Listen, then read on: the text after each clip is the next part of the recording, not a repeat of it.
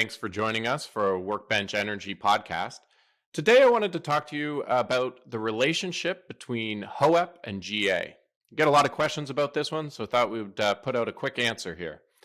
HOEP, the hourly Ontario energy price, and GA, the global adjustment, move opposite. When HOEP is higher, GA is lower, and vice versa. So why is that? Why does that relationship exist? Well, GA is effectively make whole payments to the generators in the province. So if they don't make enough money in a month by selling power to the grid, they get a check to make sure they get their minimum revenue. Well, if HOEP is very high, that generator gets paid a lot of money for the power it generates, and therefore those makeup payments don't need to be as large, and GA is lower. If HOEP is near zero, it's very low, generators aren't making much revenue in the energy market, and therefore the make-whole payments are larger and GA is higher. Now, historically, certainly for the last 10 years or so, HOEP in the province has been very, very low, and GA has been high, and that's because we have a lot of resources in Ontario that have a very low marginal cost of the electricity they generate. Nuclear, hydro, wind, solar. Once you build those assets, the cost of generating the electricity is fairly low, and that keeps HOEP low. Now, recently, and that's why we're getting more questions about it, that dynamic has started to change, and HOEP has been rising. So why? Well, HOEP rises here in Ontario, when natural gas generators are setting the price.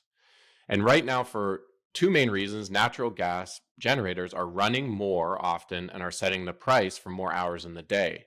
And those two reasons are, first, we have a bunch of our nuclear units which are being refurbished, so they're offline.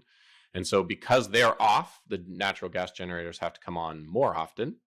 And we also see demand growing. We have electrification of transportation and industry and a growing population. And so we do see electricity consumption going up. So we have more electricity demand. We have some units offline. And that means we need the natural gas units to be on more often, which means HOEP is higher. So then the question is, where are we going in the future? I mean, right off the bat, nobody knows for sure.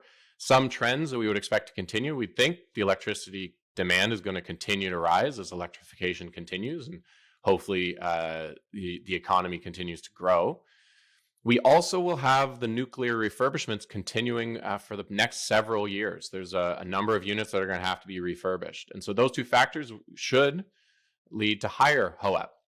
On the other hand, the ISO is in the process of buying thousands of megawatts of new generation resources. And so we'll have to see what types of resources are procured in those procurements from the ISO and see what their marginal cost is. Maybe they're going to raise HOEP and maybe they'll lower it. So, to be seen down the road, but hopefully that's a good summary of what the relationship is between HOEP and GA. Thanks for joining us.